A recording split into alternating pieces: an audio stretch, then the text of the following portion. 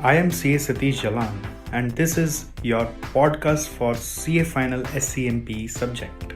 When I teach, I believe that students should not just learn or focus on the concepts. They must be able to relate the concepts with the surroundings that they are living in.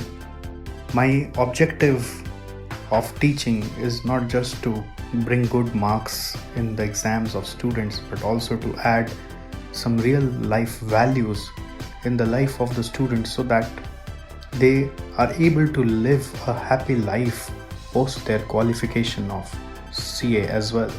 This is what I am revered for by most of my students.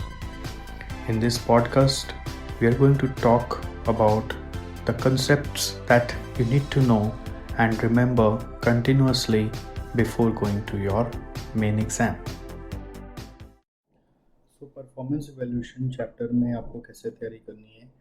Performance evaluation chapter पूरा theoretical chapter है, इसमें practical बोलकर बहुत ही कम कुछ है या नहीं ही है ऐसा ही मान लीजिए।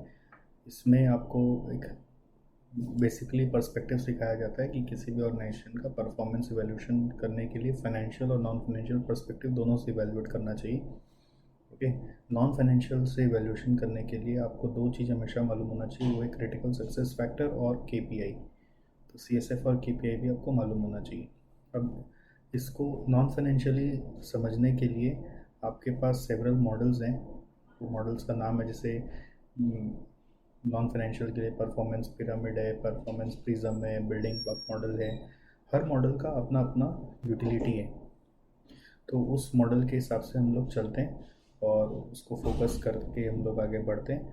और उसके बाद फाइनेंशियल में भी अलग अलग तरीका है, खाली प्रॉफिट ही नहीं, ROI देखते हैं हम लोग, RI देखते हैं, EVA देखते हैं।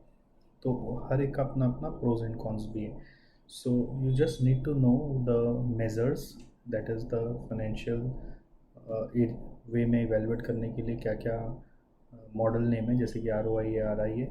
हर एक का अपना थोड़ा सा अंश आपको पता होना चाहिए, जैसे ROI क्या एडवांटेज देता है, क्या डिसएडवांटेज देता है, RI का फंक्शनिंग कैसे है, एडवांटेज क्या है, डिसएडवांटेज क्या है, ये आप फोकस करके पढ़िए। उसी तरह से परफॉर्मेंस पिरामिड क्या है, परफॉर्मेंस प्रिज्म क्या है, उसका मॉडल क्या बोलता है, बिल्डिंग ब्लॉक मॉडल क्या बोलता है, आप उस पर ज़्यादा ध्यान दीजिए, मॉडल पे ज़्यादा ध्यान दीजिए, ना कि उसके क्वेश्चंस पर अभी right now. Balance score card फिर ऐसा मॉडल है जो दोनों का कॉम्बिनेशन लेता है। ट्रिपल बॉटम लाइन एक ऐसा मॉडल है जो दोनों का कॉम्बिनेशन लेता है। सो आप इस ऑडियो के बाद हर एक मॉडल का वीडियोस देख सकते हैं, और अगर आपको याद है और आप सेल्फ सफिशिएंट हो तो आप उसको स्किप भी कर सकते हैं। Just focus on the models. और अगर पढ़ने में दिक्कत हो रही है, रीड नहीं कर पा रहे तो वीडियो ज़रूर देखें। इसका मॉडल याद रहेगा तो आपसे एग्ज़ाम का सम ज़रूर हो जाएगा। Okay, So next topic is performance evaluation. This is one very important aspect of your subject that you have to study this. Here we analyze performance of our different responsibility centers and managers. Traditionally, all performance have been evaluated using finance as performance measure. So first in introduction, I will like to highlight some advantages and disadvantages of financial performance measures. So the advantage of measuring performance using only finance is that it is easily understandable. The measures used here are very popular and known to everyone, like liquidity ratio, profitability ratio, etc. are all known to everyone. And it is easily comparable with competitors because their financial data is available. It focuses on your key stakeholder, who is shareholders, and the main objective of any company usually remains at shareholders wealth maximization. So it basically highlights your thrust of achieving that objective. The disadvantage of using financial performance and as your performance measure is that you are encouraging short-termism in the mind of your employees, because employees will start focusing more on the finance numbers, and the more you focus on finance, the more damage it starts creating on your reputation, goodwill, because in order to sustain your company in long term, you have to somehow spend something extra to bring more quality and customer satisfaction.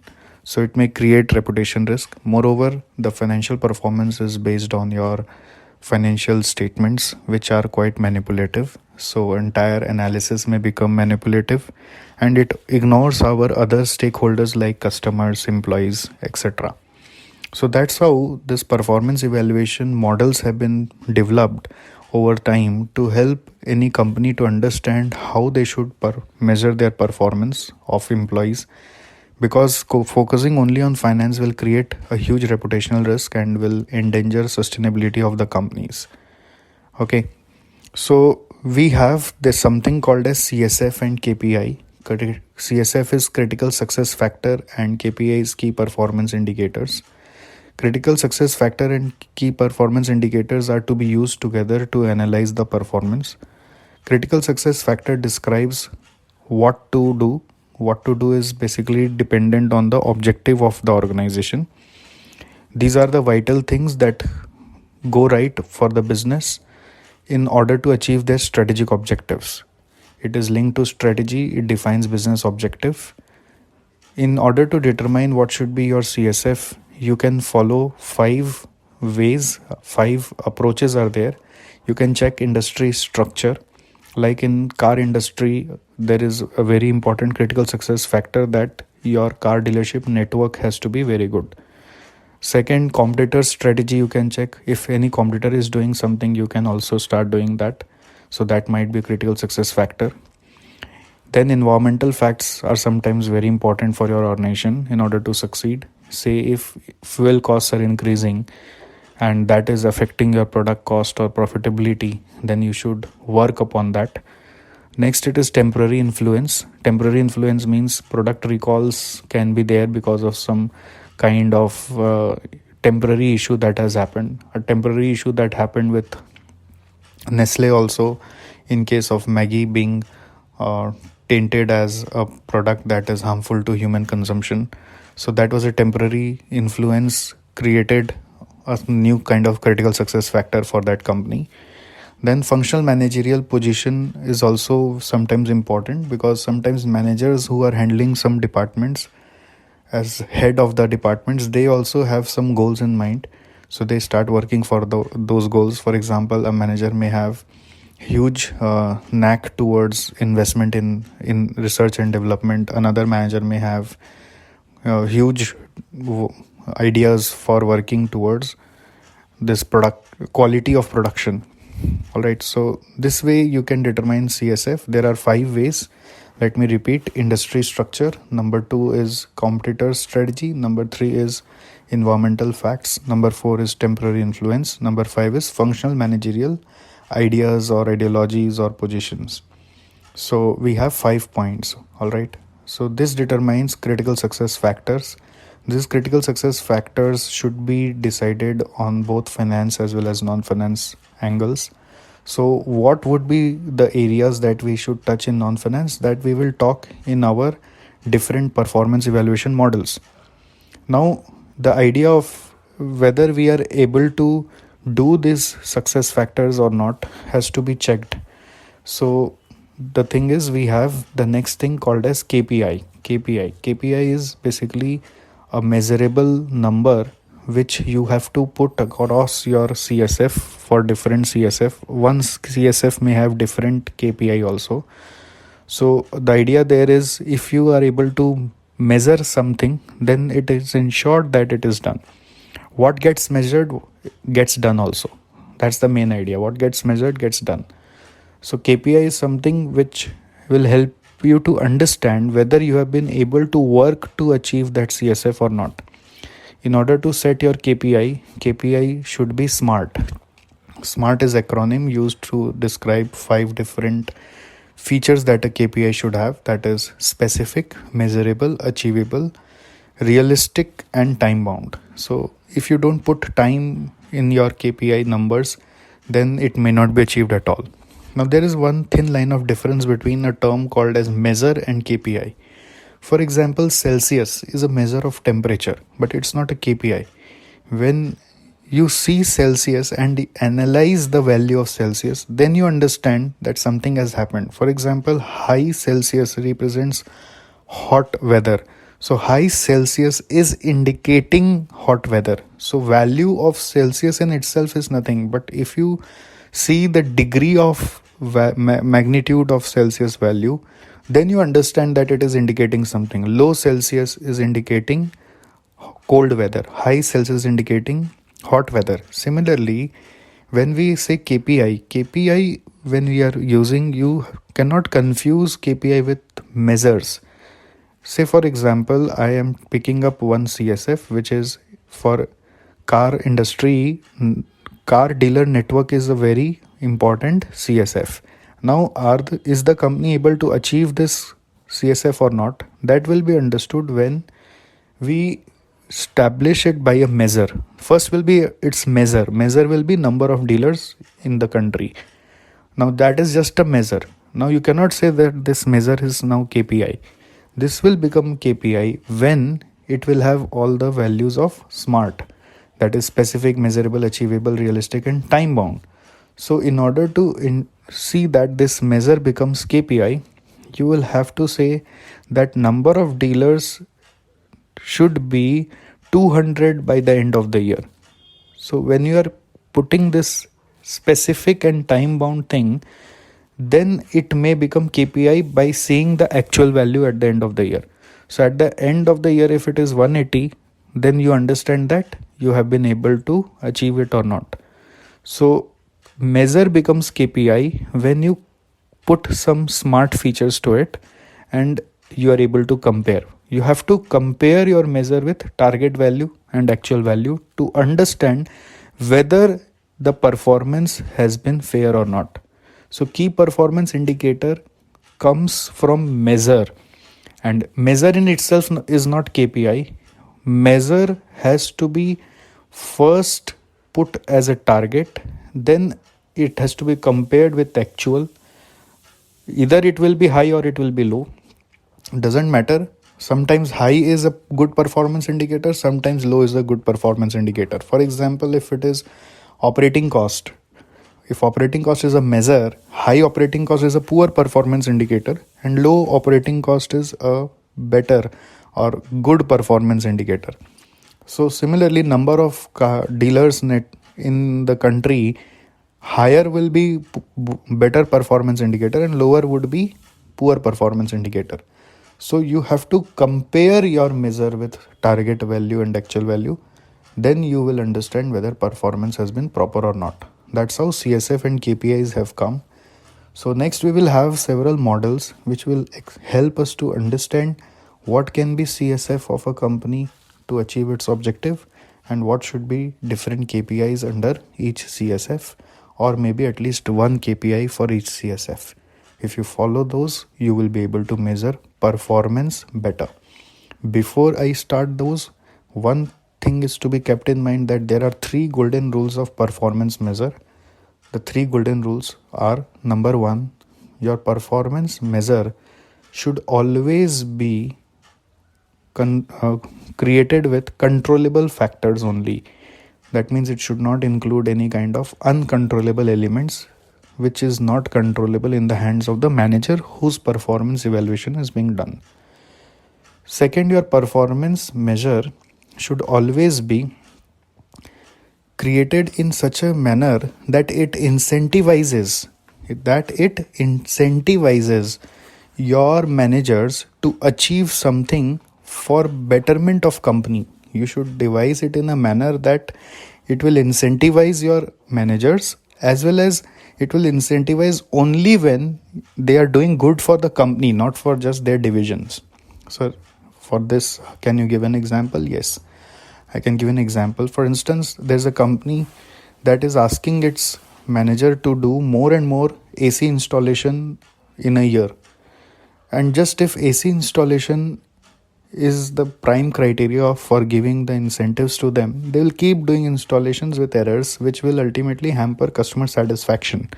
So if you keep incentivizing them for more and more AC installation only, that will hamper your future growth, because customer will not be satisfied, because your team is only focusing on AC installation, not on the quality or the customer issues. So you should not incentivize them for more and more AC installation. Rather, you should incentivize them for receiving no customer complaints. So if there is no customer complaints, then you can incentivize. If there is a customer complaint and there is a large number of installation, then that is a wrong basis of performance measure. Third important basis or golden rule of performance measurement is you should measure both finance as well as non-finance. Three golden rules are there: measure both finance and non-finance. Number two, do not include any kind of uncontrollable factors. And number three, incentivize your team, but only when they achieve your company's goal, not their own goal. So three golden rules. CSF is there, KPI is there. CSF can be identified by 5 approaches: industry, competition, environment, temporary influence, and managerial ideas or ideologies. KPIs should be smart, and there are advantages and disadvantages of financial performance measure. All right. Thank you in this. See you in next. Okay, next topic is balance scorecard. Founded by Dr. Robert Kaplan and Dr. David Norton. No, you don't need to remember their names as much. Just for saying, I am saying.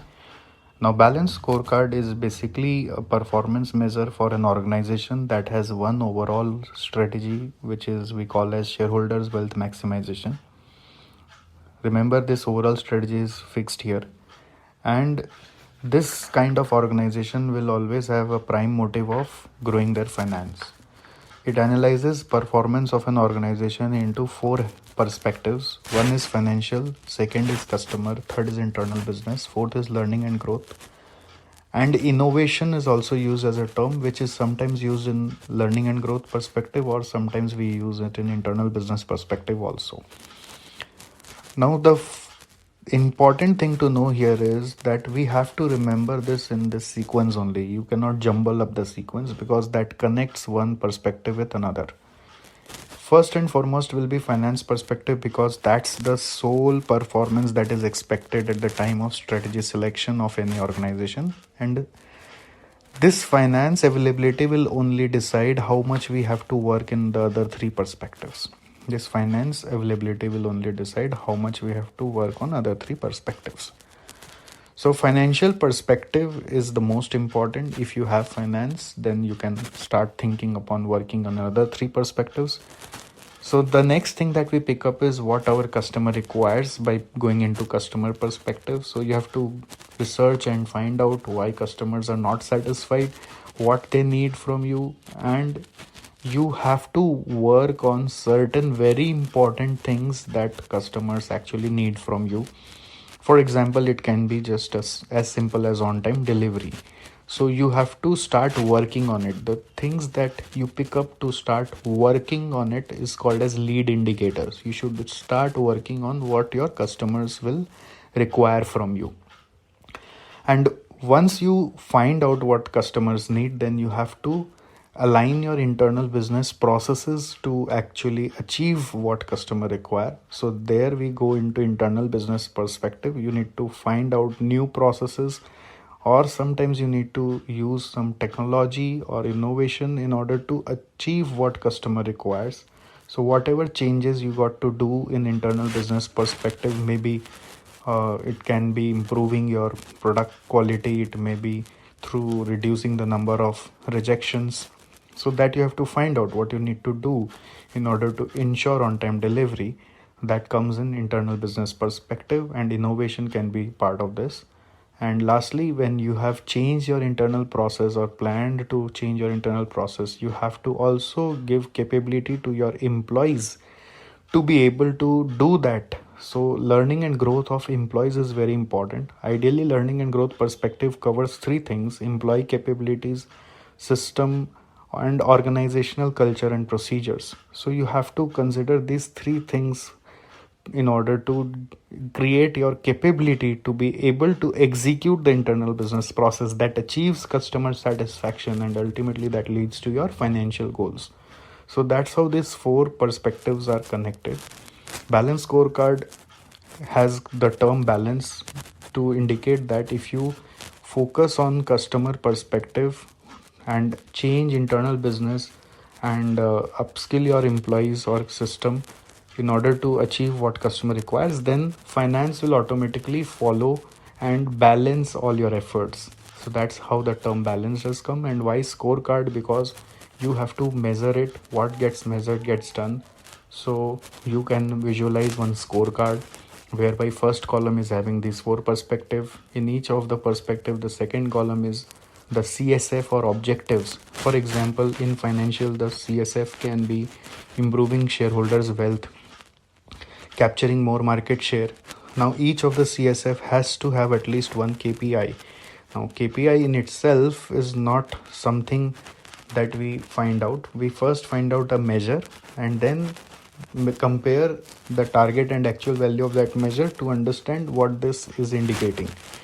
So in financial, if your CSF is improving shareholders wealth, your measure can be ROCE, return on capital employed, and then you can check its target value and actual value to see whether it is actually growing or not. So indication will come when you compare target and actual values. So this way you will be having CSF and KPI for each of the perspective, at least one CSF and at least one KPI. Like in finance, if second CSF is market share, then KPI or basically the measure will be sales volume. So in customer, if CSF is on time delivery, then measure will be number of on time delivery. Say in customer perspective, second CSF is customer satisfaction, then measure will be number of complaints. Internal business perspective, if CSF is improved business process, then measure will be number of defects or cycle time. Then another CSF internal business process can be increase product portfolio, so that can be measured by number of new products added. Learning and growth perspective, if your if your CSF is employee retention, then your measure can be employee turnover rate. If your CSF is employee motivation and growth, then measure can be number of trainings given to employees in a period. So this way you will prepare a basic format of scorecard where you will have first column perspective, second column you will have CSF or objectives, third column you will have KPIs or measures for each of the CSF, then its target value, then its actual value. Now by comparing target and actual, you can write some remarks whether you have been able to achieve or not. And sometimes by comparing target or actual, we can give some points. If say by comparing target actual you understand that the performance has been achieved as desired, then you can write 1 point. If not achieved, then 0 point. So that way you can get the total point in the scorecard also. So that is also a way which an organization may follow. An organization may have weights assigned to each of the perspectives, so they can also calculate weighted average point at the end. So this is also a way to prepare balanced scorecard, whereby if say any measure has indicated that the performance has been achieved, then you can give 1 point or 0 point. Or if not, then you can just write maybe achieved or not achieved. Balanced scorecard benefits is it's focusing on both financial and non-financial. It considers need of other stakeholders also rather than just shareholders. It considers long-term impact that a business will create. It is also considered as a very important tool for external as well as internal reporting. Nowadays, various companies are using this tool to report in their annual report also. Limitations of balanced scorecard is that it is non-delegatable, non-copyable. It is usually difficult in balanced scorecard to define the CSF and KPIs for different perspectives. It is sometimes too lengthy. It manages too much measures because sometimes one CSF can have multiple measures also. The steps that you should use in developing balanced scorecard is, first is you should understand what outcome you need at the end, whether you want shareholders wealth maximization or something else, or maybe customer satisfaction. What is the key outcome that you want? Second, you should identify the process, or you can say the success factors that you should actually execute in order to achieve that goal that you have thought. Third is KPIs for each of the process. Fourth is reliable data capture and measurement system for actual outcomes. So if you don't have data capturing system, how will you understand whether you have been able to work upon it or not? Fifth is developing a mechanism for reporting these to concerned managers. And lastly, you should also advise them how to improve. It cannot be that just by balanced scorecard implementation your performance will be improved. It will only measure the performance. So you should report to the right person and also suggest them how to improve. So I'll repeat once again what is balanced scorecard about. Balanced scorecard, Dr. Robert Kaplan and David Norton. It has one overall strategy for the company, which is shareholders' wealth maximization. And then it aligns four perspectives for this strategy. Financial perspective, it's the first and foremost perspective because finance is the only goal, as well as it only decides how much to spend in other perspectives. Second is customer, which is basically focusing on how to satisfy the customer needs. Then it pick up their requirement, and based on that, third comes internal business process. Internal business process is about changing the internal way of working in order to satisfy the customer needs. Fourth is learning and growth perspective. Learning and growth perspective is about skilling your employees and upgrading your systems or infrastructure or changing your organization policies, cultures, and procedures so that we are able to continuously meet what customers are looking for. There's one more part called as innovation, which can be included either with internal business or with learning and growth as and when situation demands. There are four main benefits that BSC has. It focus on both finance and non-finance. Second, it considers the need of all stakeholders. Third, it has a long-term impact. Fourth, it is a management tool for internal and external reporting purposes. Next, limitations are four: non-delegatable, non-copyable, difficulties in ascertaining KPIs for each objective, and lastly, manages too much. There are 6 steps. Steps 1 is you should know what outcome you want from the entire process, then develop the process. Second one, third is KPI. Fourth is you should have a data capture system to report on actuals. Fifth is report to the concerned manager, and sixth is suggest some improvements to them. Now when question will come for balance scorecard, what you should keep in mind is balance scorecard will be asked to be prepared, and sometimes they will only give you a case study and they will ask you to prepare a balance scorecard whereby you will have to think of CSF and KPIs all from your own based on the question circumstances given. Maybe for a supermarket, maybe for a telecom industry, maybe for a courier company, whichever company they may pick, maybe for a hotel, maybe for a hospital, anything they may pick. So there, it's very easy because most of the KPIs and success factors are usually common. So the CSF KPI that just I explained with one example in this podcast also, that there also you can just remember that and write that. And another type of question is where they give you some KPIs, they ask you to classify in the heads of 4 perspectives and then analyze the performance. That is very interesting kind of question. There I always suggest that you follow 4 steps in your answers. First is classify the given KPIs into finance, customer, internal business, learning and growth. That is first step. Second step is to compare the target value and actual value of those KPIs to understand whether performance has been positive or negative or favorable or adverse. Then third is you write about the impact of that adverse or favorable performance.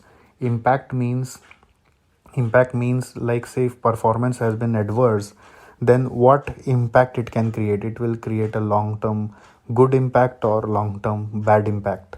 So that impact needs to be written. Next, you can write about reasons and suggestions. Lastly, you have to write about reasons and suggestion. If you are able to understand that from different KPIs, if you can link one KPI with another KPI to understand how two are interconnected. For example, if question is showing that operating expenses ratio planned was 50%, but in actual it happened to be 70%. So there the performance is adverse. Now you can connect why this happened. So another KPI was given that the revenue was less. So revenue was less, so KPI was showing in operating cost also that it was adverse. So if you are able to interlink two KPIs to understand reason of better or poor performance in another, then it is one of the good. And another, you can lastly write suggestion as to how to improve the performance. So for that you have to read one question at least where we have done this. So you should go into that question. I will just repeat 4 criterias for writing answer. First is of course to classify. Second is compare actual with budget, and then identify the performance whether it is favorable or adverse. Third is to identify the impact of such performance on the company's overall strategy or overall goodwill or something. Next is lastly reasons and suggestions. Reason means if you can interlink with any kind of KPI. If it's not necessary that every time you have to write reason, if you are able to, it's better. Then try to identify the reason and then try to give them a suggestion as to how to improve. If you follow these 4 touch points in every answer that you're writing, then you will get full marks. There will be no reason of cutting of marks. So you should try to write, okay? And when you're reading, just focus on these, that you are touching these 4 things or not: classification, then comparison, then impact, then reasons and suggestion. All right. Thank you so much. Balance scorecard is over. Next is Performance Prism. It was coined by Andy Neely and Chris Adams.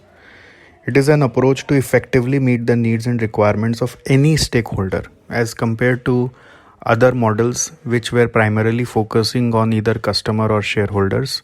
This focuses on needs of any stakeholder. So this is how this Performance Prism model is different. So if in exam you get a question on needs of any kind of stakeholder other than your shareholder and customers, then you can write your answer in the light of this model. So before we start, you need to know how it is different from Balance Scorecard. In Balance Scorecard, the key stakeholder is shareholder and second key stakeholder is customer. Here we say in Prism that we can make any stakeholder important on the scenario basis, whereby you feel that the need of that stakeholder needs to be satisfied urgently because that may harm the organization sustainability if not satisfied urgently. So here you can pick up any stakeholder. Any stakeholder means sometimes a regulator, any stakeholder means sometimes your employee, or maybe society at large. So for instance, say that Nestle Maggie incidents which happened quite some time ago, which every one of us knows, that it was declared that Maggie is not safe for human consumption. So there the key stakeholder was the regulator, whom first of all Nestle needs to be satisfied first. They must have followed this Performance Prism model then to understand what to be done to make their stakeholder happy.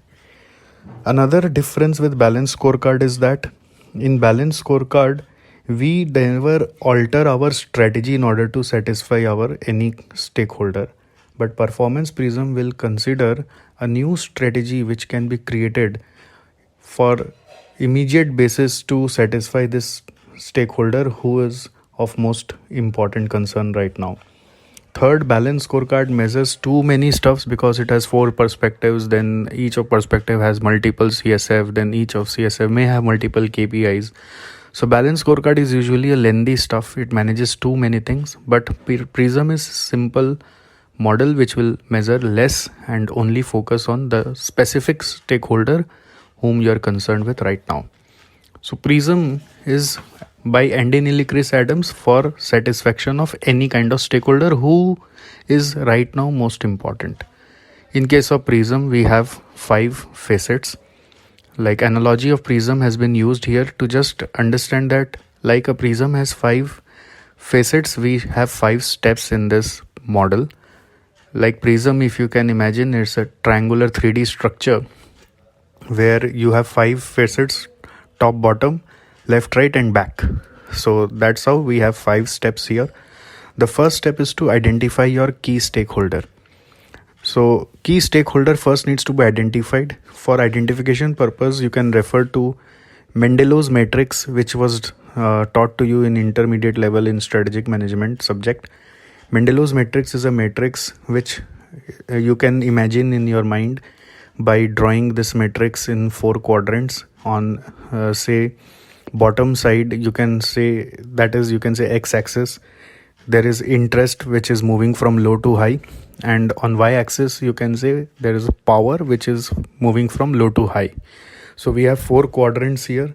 First quadrant is having say both high, that is interest is also high and power is also high. So those are some stakeholders whom you need to manage very closely, and that's what this performance prism model is saying, that you have to identify that stakeholder whose interest is high and whose power is also high. So it's not necessary that one specific stakeholder will always be in that quadrant. He can anytime switch from one quadrant to another quadrant also. So you have to always identify which stakeholder is right now having high interest in our company as well as having high power in our company. It may be one of any big customer, it may be your employees, it may be a regulator. So you need to identify who is influencing your organization most at this moment, and then also identify what they need. This is step one. Step one is identify your stakeholder and what they need from us. Quantify that need also, what they expect from us. Secondly, in order to proceed ahead with satisfaction of this stakeholder, we have second point called as stakeholders contribution. Stakeholders contribution means what we expect from them. See, Prism is saying that you don't have to do anything for that stakeholder who is of no use for you. You should always first find out quid pro quo. Quid pro quo means it's a Latin term for what you will get in return. So stakeholders contribution needs to be understood first before actually identifying who is your key stakeholder right now. So you need to understand what you want from them, and that has to be something which is very important for your achievement of long-term objective.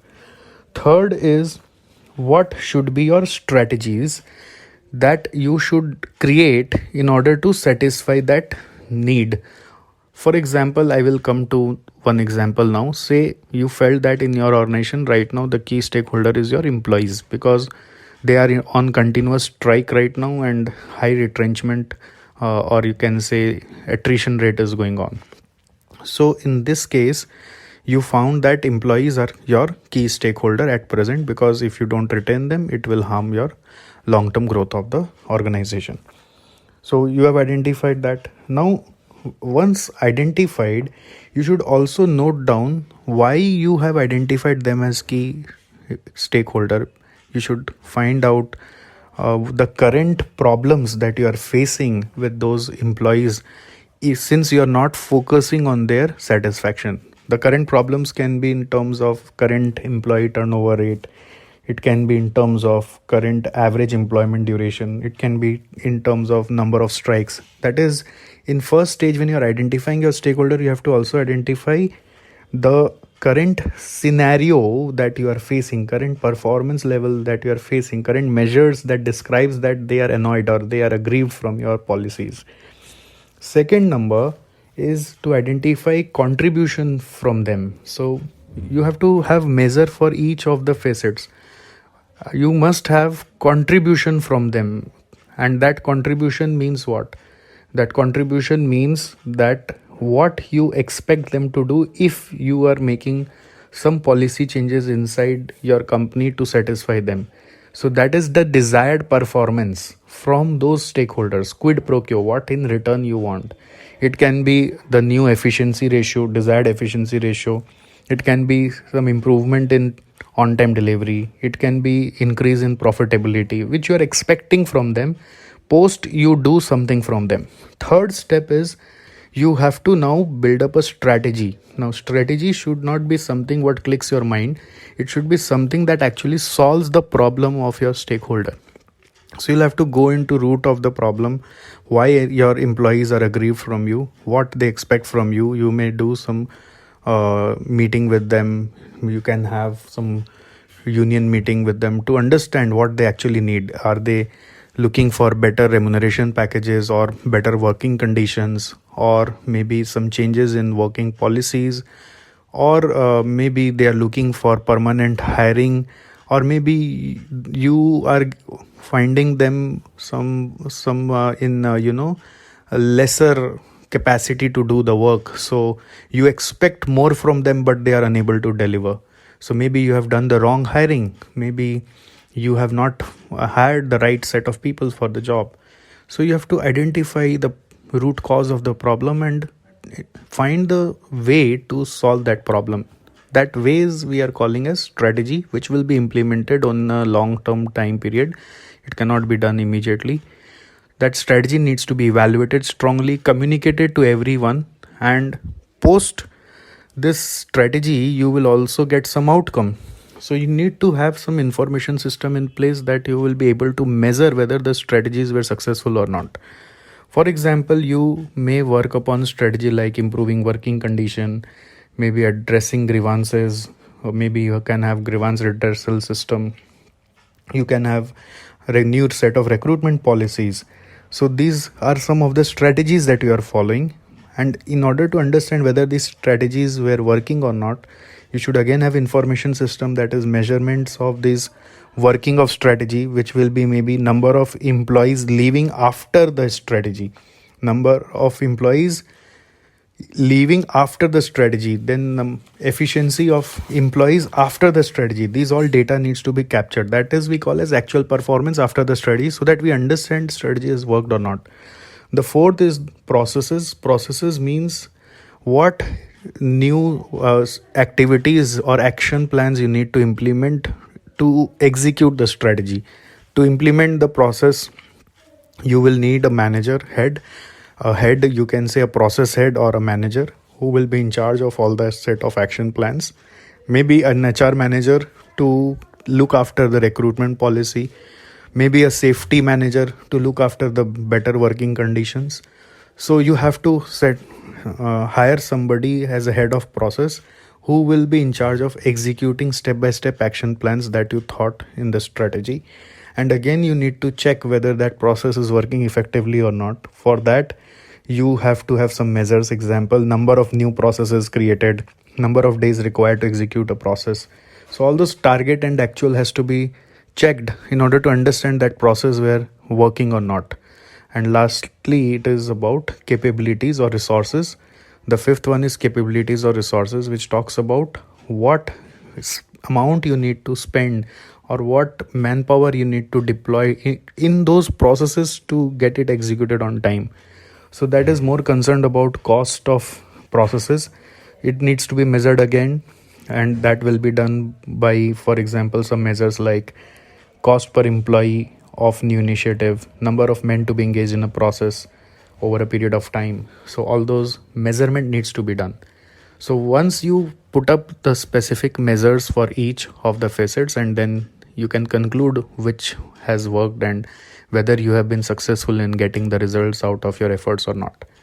So to conclude, Prism has to be first differentiated with your balance scorecard. Balance scorecard focuses on shareholders as primary shareholder or stakeholder, and here you can focus on any stakeholder on quid pro quo basis. Balance scorecard measures too many things. It measures only specific things. Balance scorecard will never alter its strategy or create a new strategy to satisfy its stakeholder, but Prism focuses on creating a new strategy to satisfy a stakeholder. Who will be key stakeholder? That is determined using Mendelow's matrix, those whose power is high and interest is high. Like a prism has 5 facets, performance prism has 5 steps. First step is to identify your stakeholder whose power and interest is high, who is most aggrieved, and from whom you want something in return. So on quid pro quo basis, you will be able to identify only, and then you should also identify what problems they are facing, what satisfaction issue they are having. So those to be noted, and you should also measure this by noting down the current scenario in your organization. For example, if employee is your aggrieved stakeholder right now, then you have to measure that by noting their current employee turnover rate, current average employment duration, current number of strikes, etc., so that you understand the intensity of their aggrievedness. And then second step is to have stakeholders contribution. On quid pro quo basis, you should know that if you do something for them now, what you are expecting from them in return, and that is noted by measuring their efficiency, productivity, profitability. All right, that is the expected performance you need to know. Third is strategies. Strategies means you need to now put up some initiative that you will be taking over a period of time in order to satisfy those set of stakeholders. So whether your strategies are working or not, you should also have some information system for this. You can note your new efficiency, new profitability post the strategy. In order to execute the strategy, you need processes. Processes need to be managed by a process manager, and that also needs to be measured. How many processes you have created, how many days the process should take, and then every process will require some resource. That is last one, capability. Capability means the cost to be incurred. So once again, to close a very fast, only 5 points: stakeholder satisfaction or identification. Number 2 is stakeholder contribution. Number 3 is strategy. Number 4 is processes. Number 5 is capabilities. And in each of the head you have to measure it, otherwise you will not understand whether you have been able to work or not. In first stage, when you're measuring, you should know the current scenario. In second stage, when you're measuring, that is stakeholders contribution, you should know the desired performance from them. And in third stage, when you're making a strategy for them, you should know the results after the strategy. When in fourth stage you are measuring, you should know how many processes you're creating. And in fifth stage, when you're measuring the capabilities or resources that you're deploying for executing the process, you should measure the cost of such resources. That is purely financial sometimes. So this way you will be able to measure your performance for any kind of stakeholder satisfaction. Thank you. Our next topic is performance pyramid. Pyramid को बनाया था cross and lynch ने 1991 में. ये एक ऐसा model है जो एक्सटर्नल इफेक्टिवनेस और इंटरनल एफिशिएंसी को मेज़र कर रहा है. ये मॉडल शेयर होल्डर्स और कस्टमर्स दोनों का ध्यान रख रहा है. इसको पढ़ने के लिए एक पिरामिड पहले इमेजिन करिए. पिरामिड एक ट्रायंगुलर शेप है, एक बिल्डिंग है, उसका फाउंडेशन चाहिए. फाउंडेशन में 2 चीज़ याद रखना है, एक एक्सटर्नल इफेक्टिवनेस, दूसरा इंटरनल एफिशिएंसी. एक्सटर्नल इफेक्टिवनेस हो गया आपका नॉन फाइनेंशियल मेजर और इंटरनल एफिशिएंसी हो गया आपका financial measures. Internal efficiency finance से जुड़ा हुआ है, एक्सटर्नल इफेक्टिवनेस जो बाहर वालों को परसीव हो रहा है वो नॉन फाइनेंशियल है. ये दोनों लाने के लिए ऑपरेशंस में काम करना पड़ेगा. ऑपरेशंस में काम करने के लिए ऑपरेशन सेंटर जो चलाते हैं, उनके हेड है, उनसे बात करना पड़ेगा. उनसे बात करके 4 चीज़ में सुधार लानी है: quality delivery, cycle time waste. Cycle time waste internal efficiency से जुड़ा हुआ है और क्वालिटी डिलीवरी आपका एक्सटर्नल इफेक्टिवनेस से जुड़ा हुआ है. कहते हैं इस 4 चीज़ पे अगर काम किया जाए, यानी ये आपके 4 CSF हो जाए, डिपार्टमेंट और वर्क सेंटर के हेड को इन्वॉल्व किया जाए, बोला जाए क्वालिटी लाओ, डिलीवरी लाओ, मतलब डिलीवरी बढ़ाओ, अच्छा करो, साइकिल टाइम को कम करो, वेस्ट को रिड्यूस करो, क्वालिटी को बढ़ाओ, डिलीवरी टाइम को कम करो, साइकिल टाइम को कम करो, वेस्ट को अगर कम करो. 4 चीज़ को यदि कम करते हैं तो आपके पास एक पूरा जो आपका कंपनी है, कंपनी जिसको अपने बिजनेस ऑपरेटिंग सिस्टम बोलते हैं, पूरा कंपनी में जो सिस्टम चल रहा है, चारों तरफ आपका जो पॉलिसीज़ चल रहा है, पूरा ओवरऑल जो वे ऑफ वर्किंग चल रहा है, उसमें कस्टमर सेटिस्फेक्शन आता हुआ दिखेगा और प्रोडक्टिविटी बढ़ेगा. अगर आप उन दोनों के साथ फ्लेक्सिबल हो पाते हो, फ्लेक्सिबल एज इन जब कस्टमर जैसा प्रोडक्ट चाहे वैसा बना पाते हो, जितना डिमांड आता है उसको मीट कर पाते हो, अगर आप फ्लेक्सिबिलिटी ला पाते हो, तो आपका कॉर्पोरेट विजन में 2 गोल होता है कि मेरा मार्केट शेयर बढ़े और मेरा फाइनेंशियल अच्छा हो, वो दोनों अचीव होगा. तो ये दोनों गोल हम कहते हैं कि एक कंपनी का सर्वोत्तम गोल होता है, कॉर्पोरेट विजन यही होता है. यही है परफॉर्मेंस पिरामिड. एक बार मैं फिर से बोलूँगा, पिरामिड इमेजिन करो, नीचे से ऊपर की तरफ चलो. नीचे में सोचो फाउंडेशन है, फाउंडेशन में आपका राइट साइड और लेफ़्ट साइड का बात है, ठीक है. और आपका एक तरफ है एक्सटर्नल इफेक्टिवनेस, दूसरा तरफ है इंटरनल एफिशिएंसी. एक तरफ है एक्सटर्नल इफेक्टिवनेस, सोचो लेफ्ट साइड में आपका एक्सटर्नल इफेक्टिवनेस और राइट साइड में इंटरनल एफिशिएंसी। इंटरनल एफिशिएंसी पाने के लिए दो चीज़ पे काम करना होगा, वो है साइकिल टाइम रिडक्शन और वेस्ट रिडक्शन। एक्सटर्नल इफेक्टिवनेस के लिए दो चीज़ पे काम करना होगा, वो है क्वालिटी और डिलीवरी। दो चीज़ पे काम करना होगा, वो है क्वालिटी और डिलीवरी। और ये चारों चीज़ कहाँ पे एग्जीक्यूट होता है? ये चारों चीज़ एग्जीक्यूट होता है डिपार्टमेंट्स और वर्क सेंटर्स पे। सो डिपार्टमेंट्स और वर्क सेंटर्स पे इसको एग्जीक्यूट कराओ तो आपका एक पूरा ऑपरेटिंग सिस्टम में, बिजनेस ऑपरेटिंग सिस्टम मतलब होता है कि पूरा माहौल में कस्टमर सेटिस्फेक्शन और प्रोडक्टिविटी बढ़ता हुआ दिखेगा। अगर उसके साथ फ्लेक्सिबिलिटी इंट्रोड्यूस कर दोगे तो पूरा कंपनी का, जिसको अपने SBU भी बोलते हैं, स्ट्रेटेजिक बिजनेस यूनिट, उसका मार्केट शेयर और फाइनेंशियल्स बढ़ता हुआ दिखेगा, जो आपका कंपनी का सर्वोत्तम गोल होता है कस्टमर सेटिस्फेक्शन और शेयर होल्डर के बेनिफिट के लिए। अब इसका क्वेश्चन कैसा आ सकता है? इसका क्वेश्चन आने के लिए क्वेश्चन बोलेगा prepare a report to show how external effectiveness and internal efficiency can be improved.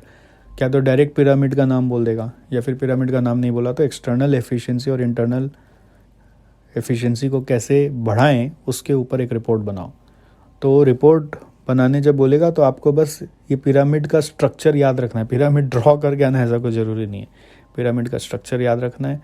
और मेन जो है 4 चीज़ पे काम करना है, क्वालिटी, डिलीवरी, साइकिल टाइम और वेस्ट। तो इस 4 से जुड़ा हुआ कुछ KPIs क्वेश्चन में मिलेगा, उसको खोज के इस 4 हेड में क्लासीफाई करोगे और फिर प्रूव करोगे कि देखो कैसे क्वालिटी और डिलीवरी पे काम करके कस्टमर सेटिस्फेक्शन आया। तो कस्टमर सेटिस्फेक्शन का कोई KPI मिल जाएगा क्वेश्चन में, वो उसमें पुट करके प्रूव करोगे देखो कस्टमर सेटिस्फेक्शन आया। और कैसे वेस्ट और साइकिल टाइम पे काम करके प्रोडक्टिविटी आया, तो प्रोडक्टिविटी प्रूव करने के लिए हो सकता है कोई KPI आपको क्वेश्चन में मिल जाए, तो उसको देख के बताओगे देखिए प्रोडक्टिविटी भी आया। और फिर कस्टमर सेटिस्फेक्शन, प्रोडक्टिविटी और फ्लेक्सिबिलिटी मिला के मार्केट शेयर बढ़ा है और फाइनेंस भी बेटर हुआ है, उसका भी कोई ना कोई KPI होगा। उसको देख के आपको पता चल जाएगा कि कंपनी अपना गोल अचीव कर रहा है कि नहीं कर रहा है। मतलब जब आंसर लिखोगे तो हर एक का KPIs क्वेश्चन में खोजना पड़ेगा, नहीं तो मन से क्रिएट भी करना पड़ सकता है और कनेक्ट करते हुए साबित करना पड़ेगा कि देखो कैसे कनेक्टेड वे में ये पूरा कंपनी का जो विजन है, गोल है, उसको अचीव कर रहा है। ऑलराइट, यही है performance pyramid. Now building block model.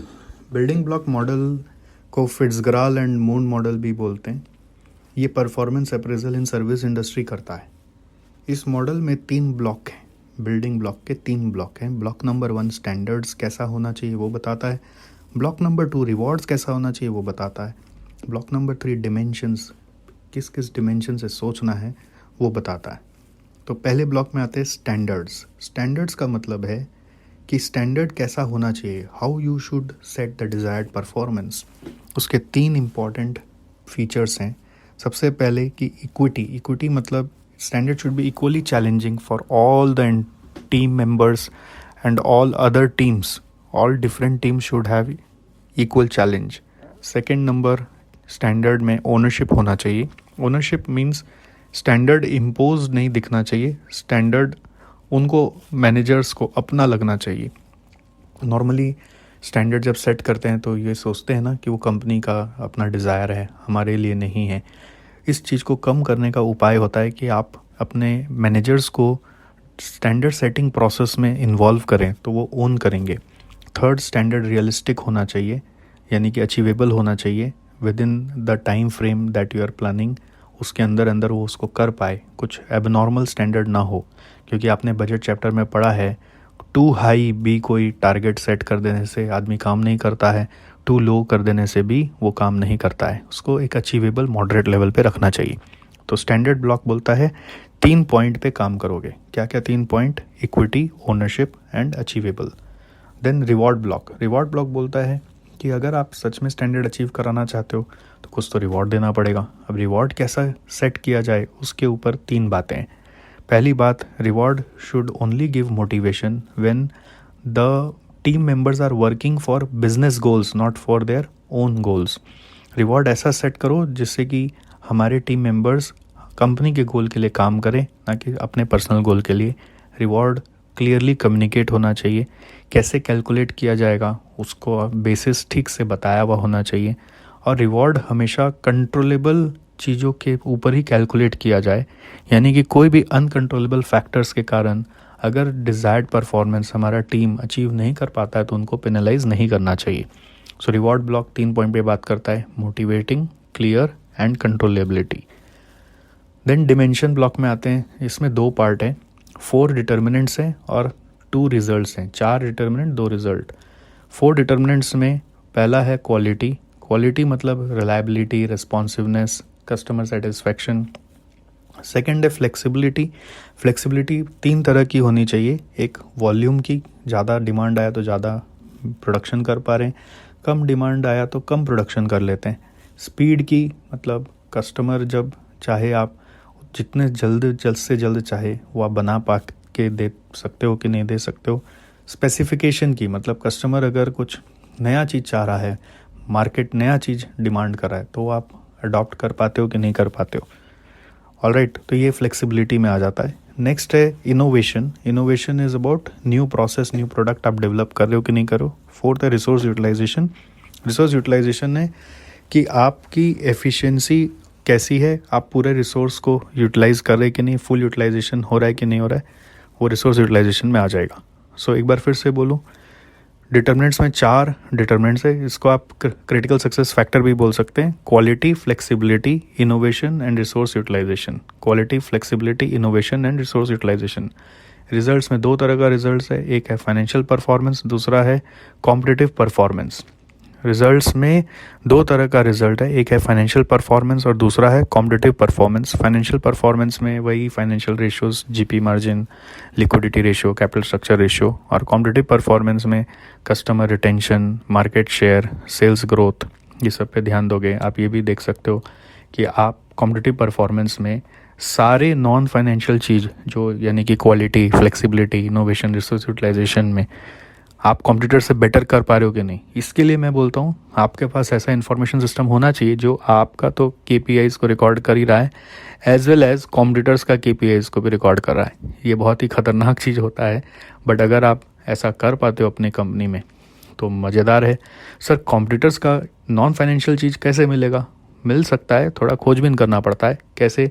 आप वहाँ पे कस्टमर बन जाइए, अपने किसी आदमी को कस्टमर बना दीजिए और आप उसके प्रोसेस को फिर कीनली ऑब्जर्व करिए, तो आपको उनका भी KPIs मिलेगा। दूसरा एक और तरीका होता है, सोफिस्टिकेटेड तरीका, कि कॉम्पिटिटर्स का KPIs अगर जानना है, नॉन फाइनेंशियल KPIs, जिससे आपको अपना परफॉर्मेंस मेजर करना चाहिए कंपेयर करके, तो आप कुछ एसोसिएशन का मेंबर बन सकते हैं। इंडस्ट्री लेवल पे बहुत सारे एसोसिएशंस होते हैं जिसका आप मेंबर बनते हैं, जहाँ पे वो लोग भी मेंबर हैं। तो इंडस्ट्री आपको बहुत सारे डेटा बताती हैं और फिर आप बातचीत में उन लोगों से काफ़ी चीज़ पूछते हो तो पता लगता है कि अच्छा ये भी होता है।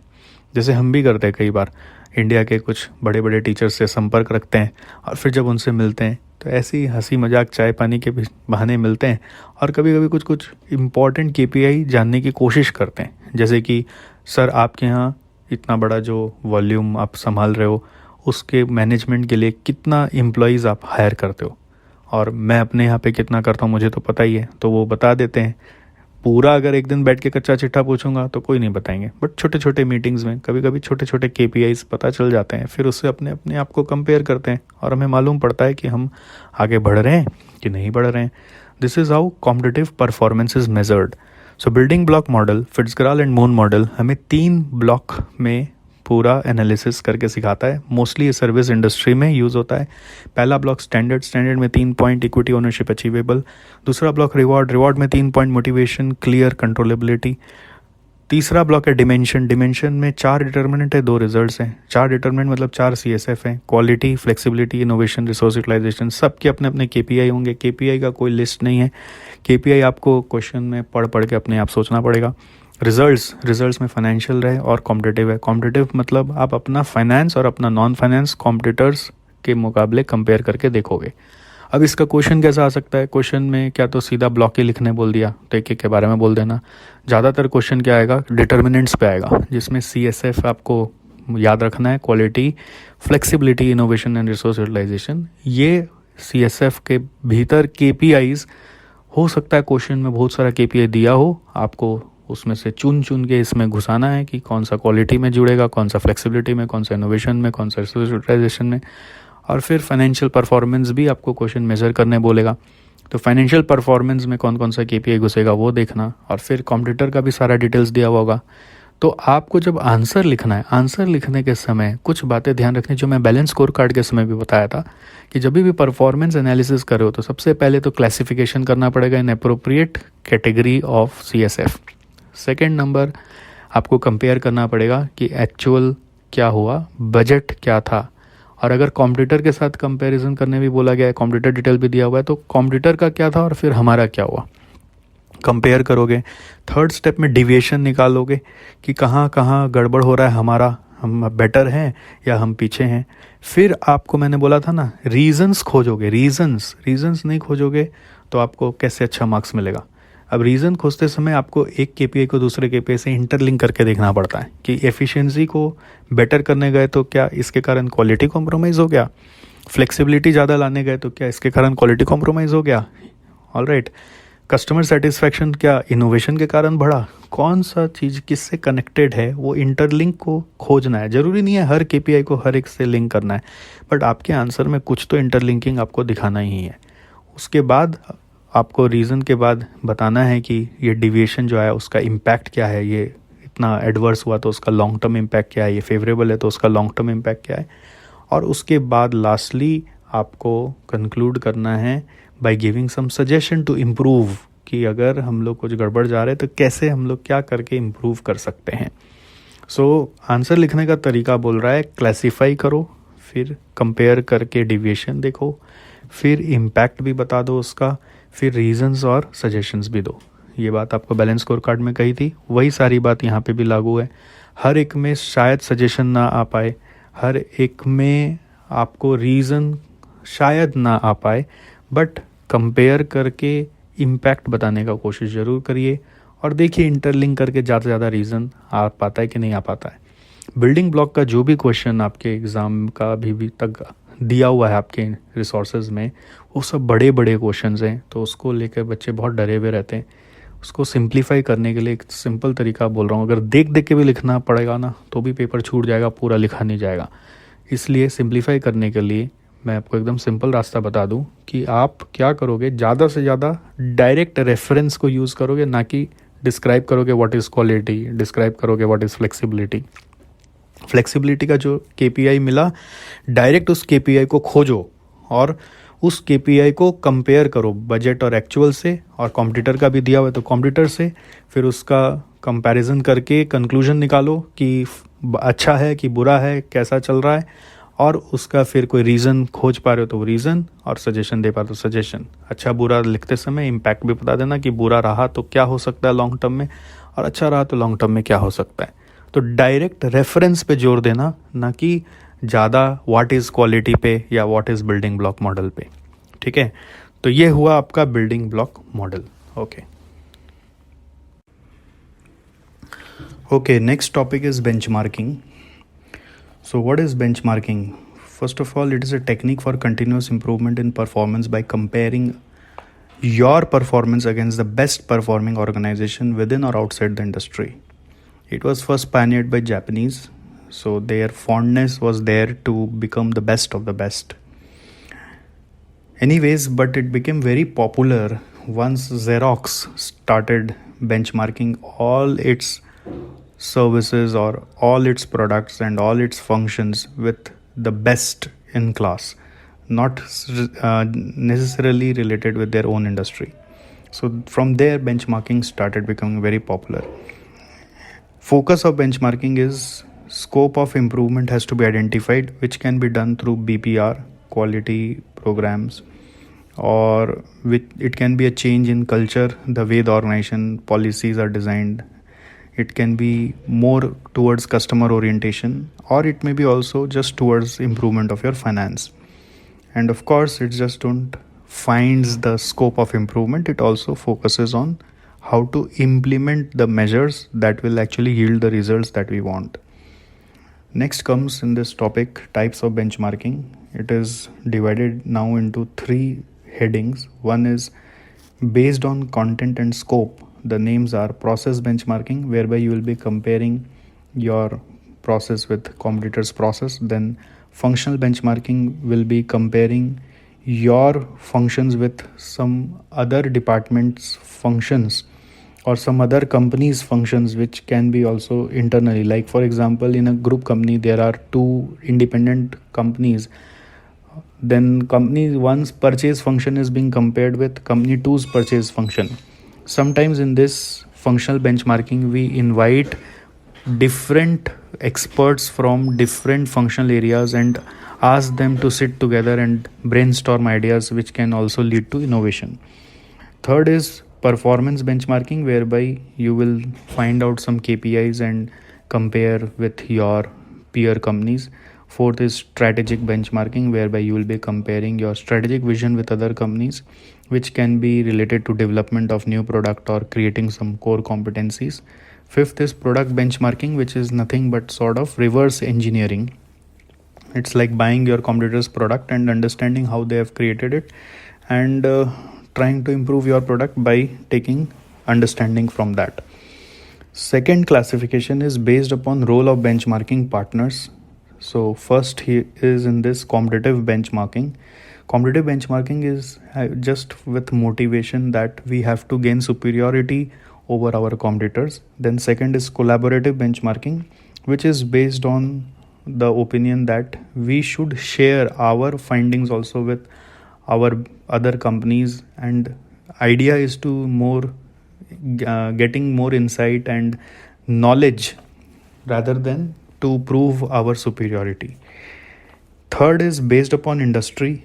Under this, one is geographical based. So there is global benchmarking, which is benchmarking with global best practices, and you can benchmark your culture, your process or products, whatever you can. Next, within the organization also benchmarking is possible. It can be internal benchmarking, which is intra group, that is compare within the divisions of the same group. Then it can be inter group also, which is we call as external benchmarking. External benchmarking is intergroup. Intergroup means your group is being compared with other group, and it can be outside the industry also, so there can be inter industry benchmarking as well.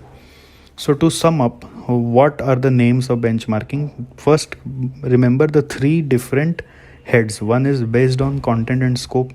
There we have 5 names. Then second is based upon role of benchmarking partners. There we have 2 heads.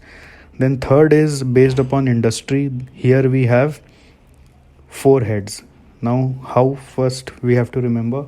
So it's 5, 2 and 4. Okay, first is 5, 2 and 4. So 5 is process, functional, performance, strategic, product. That is first 5. Then 2 is competitive, collaborative. And last 4 is global benchmarking for geographical areas. That is basically beyond geographical areas. And within the organization also you can do benchmarking, which is intra-group, it is internal benchmarking. And then there is external benchmarking, which can be further classified into intergroup and inter-industry. So this way you will remember types of benchmarking. Next is process of benchmarking. Process of benchmarking, now in this latest ICA new MAT, it has been given in a little elaborated way. So let's understand it that way only. So phase 1 is planning. Phase 1 is about planning. In planning, what we do is we find answers to these questions as to what to benchmark, what will be our CSF, with whom we will benchmark, then how will we collect the data, and then collection of data. So in planning stage, what we do, what to benchmark, what are our CSFs. Like, you should not benchmark anything or everything. You should only benchmark the things that matter most to you. That is why we are saying what to benchmark, and then what is your CSF. So what is your critical success factor, that only you should benchmark. Then find partners with whom you will benchmark, that means with whom you will compare your performance. Then we have data collection method, and then collection of data. Phase 2 is about analysis. Analysis is about understanding the current gap as to what you need and what is actually existing, and then project future performance levels. Analysis is also about setting what you want in future. Phase 3 is integration. Integration is communicate findings and gain acceptance and establish functional goals, as in you have understood now what's the difference in your performance and what you need. So you are communicating your findings and trying to gain acceptance from your team, as in yes, there is some real things that we need to work upon, and establish functional goals, as in what we need to do in future. So that timelines has to be decided. Phase 4 is action. Action is complete implementation, which is develop action plans and implement everything, implement specific actions and monitor progress, and if required recalibrate the benchmark, because benchmark cannot be adopted as is where is. It has to be changed as per your company's circumstances. Lastly, phase 5 is, we say, maturity. Here you need to attain leadership position and integrate practices into process, as in whatever you have implemented, that has to be streamlined in such a manner that it is part of everyday process now. So this is all about process of benchmarking. Then we have principles of benchmarking, or we call them as code of conduct. If we follow these principles, it makes the benchmarking process easier. So in this, first we have legality principle of legality. That means when you are into benchmarking, never ask your benchmarking partner any illegal questions. Second is principle of confidentiality. Confidentiality is saying whatever information you get to know from your benchmarking partner, you should keep that confidential and only restricted to you. Third is principle of exchange, means you should also be willing to exchange your information if required, because it's always give and take, it's not just take, because there is nothing like you are charging, you are paying any fees to get the information from your benchmarking partners. Fourth is use, as in whatever purpose you have declared with your benchmarking partners, that purpose should be maintained, and whatever information you are collecting from them should be used only and only for the specific purpose. Next, principle of first party contact. So whomsoever you have appointed in your company to contact the benchmarking partners, that is your competing companies, then in each and every conversation, that first person should only communicate. Not every time any new person should be sent to ask questions. And another important thing here is that person should be also very, very smart enough. Okay, if that person is not smart or skilled, then possibly the results won't come. This person whom you are appointing as first party contact should be very smart, very knowledgeable. He should know about all the current affairs of the company. Then only he will be able to understand what betterment we can bring with benchmarking. Lastly, principle of third party contact. It is about, sometimes when we are doing benchmarking, we also hire some agencies to become a contact person, so that they can give us some analysis from the benchmarking. So if you are appointing, then don't hide this from your benchmarking partner. Declare about that hiring of third party and follow all other principles as applicable, so that way benchmarking results would be fruitful. Next, goals of benchmarking is to bring significant performance improvement based on efficiency, cost savings, and sometimes addition of new revenue line. And then it sets targets for improving cycle time, productivity, customer service, quality, and production costs. So normally benchmarking keeps focusing on all these. This we also discuss in the scope of benchmarking, or the focus of benchmarking. Then prerequisites for benchmarking are, it must get senior management support, it must have clearly defined objective, it must have appropriate scope of work, it must have sufficient resources to be executed, it must the person must know, or the company must know, the clear picture of our own performance. The person whom you are appointing for benchmarking must have right skills and competence, and our stakeholders and staff should always be well informed. So to remember this, I have just tried to make one line that you can remember as a story, which will help you to remember the prerequisites of benchmarking. So it is like, senior management will define objective and scope and arrange resources to enhance skill and performance, and will then inform that to stakeholders. So this is a line. It's also a way to remember. Sometimes it's not necessary that you have to remember always through some mnemonics or taking some alphabets of your points and making some words from that. So you can also make some stories also. Like I made this story for you. Senior management will define objective and scope and will arrange resources and then will enhance skill and performance of the team, and then it will inform to all the stakeholders. Okay, so that way if you break down this story, you will get all the points. If you should write the story this in your notes and then compare with the points that we need for prerequisites. Next, we have difficulties in benchmarking. Difficulties in benchmarking are it is time consuming and difficult. It cannot be delegated. You cannot just leave on your team and understand that the result will come. There can be employee resistance because they are not willing to accept what others are doing. Then it may waste time in non-critical functions because you should only benchmark critical success factor, but if you are benchmarking by chance any other factor which is not so relevant, so it may be wasteful for us. Benchmarking is always adaptation and cannot be copy paste of what others are doing. So what to adapt, how to adapt, that's a challenge. Benchmarking is fully focused on data, so reliability of data has to be there, and benchmarking always requires skilled team and competencies to be successful. So this is all in benchmarking.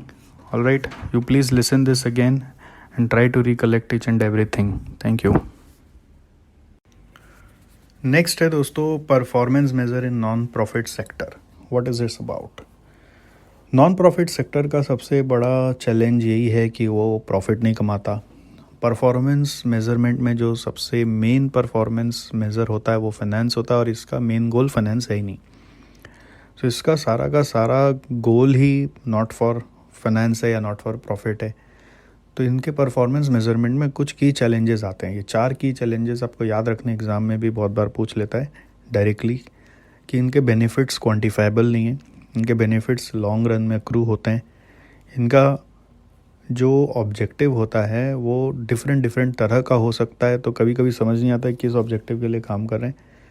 इनके पास जो fund आते हैं वो किसी purpose के लिए आते हैं, बट कभी हो सकता है किसी और पर्पज़ के लिए स्पेंड हो जाते हैं. सो ये 4 की चैलेंजेस है.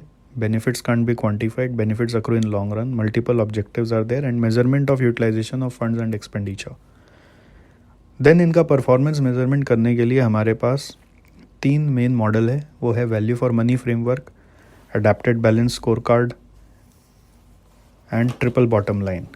ठीक है. Now value for money framework मैं आपको समझा रहा हूँ, उसको ध्यान से सुनना. ये सबसे ज़्यादा इंपॉर्टेंट है इन 3 में. वैल्यू फॉर मनी फ्रेमवर्क को हम लोग 3E मॉडल भी बोलते हैं. क्या बोलते हैं? 3E model. 3E में 3 E आता है. पहला E है एफिशिएंसी, दूसरा E है इकोनॉमी, तीसरा E है effectiveness. When we talk about efficiency we mean कि हमारा जो रिसोर्स है वो सबसे कम क्वांटिटी में आउटपुट बनाने के लिए यूज़ होना चाहिए. When we talk about economy we say कि हमारा जो भी रिसोर्स है वो सबसे सस्ता आना चाहिए. इकोनॉमी इज़ अबाउट सस्ता, efficiency is about come quantity में यूज़ होना चाहिए. मतलब इकोनॉमी इज़ अबाउट रेट और efficiency is about quantity. But दोनों में एक ही बात का ध्यान रखना है कि कहीं क्वालिटी कॉम्प्रोमाइज़ नहीं हो जाए. क्वालिटी कॉम्प्रोमाइज़ हो जाएगा तो क्या होगा? क्वालिटी कॉम्प्रोमाइज़ हो जाएगा तो अल्टीमेटली उद्देश्य अचीव नहीं होगा. उद्देश्य अचीव नहीं होगा तो कुछ भी किया हुआ का कोई वैल्यू ही नहीं है. तो वैल्यू करने के लिए क्या करना चाहिए? हमेशा क्वालिटी का कॉम्प्रोमाइज़ को सेफगार्ड करना चाहिए. अगर क्वालिटी कॉम्प्रोमाइज़ हो रहा है तो एक्स्ट्रा रेट लगे, एक्स्ट्रा क्वांटिटी लगे, कोई बात नहीं, बट क्वालिटी कॉम्प्रोमाइज़ नहीं होना चाहिए इवन एट एक्स्ट्रा रेट और एक्स्ट्रा क्वांटिटी. इस चीज़ का ध्यान रखिएगा. मतलब आपको अपने आंसर्स में ये बता देना है. इकोनॉमी को मेज़र करना पड़ेगा, इकोनॉमी को मेज़र करना पड़ेगा, एफिशिएंसी को भी मेज़र करना पड़ेगा. मेज़र किए बिना कुछ भी नहीं होगा. इकोनॉमी मेज़र करने के लिए एवरेज कॉस्ट पर यूनिट आप एक KPI माइंड में सजा सकते हो. फिर देख सकते हो किस क्वेश्चन में क्या रिसोर्स का बात हो रहा है, उस रिसोर्स का एवरेज कॉस्ट पर यूनिट आप बोल सकते हो। देन एफिशिएंसी मतलब इनपुट आउटपुट रेशियो होता है। अब क्या इनपुट होगा क्या आउटपुट होगा वो डिपेंड करेगा किस सिनेरियो पे जिसके ऊपर आप एनालिसिस कर रहे हो। जैसे यदि आप स्कूल पे कर रहे हो तो इनपुट है आपका टीचर्स और आउटपुट है स्टूडेंट्स। अगर हॉस्पिटल पे कर रहे हो तो डॉक्टर है इनपुट, पेशेंट्स आउटपुट, ठीक है।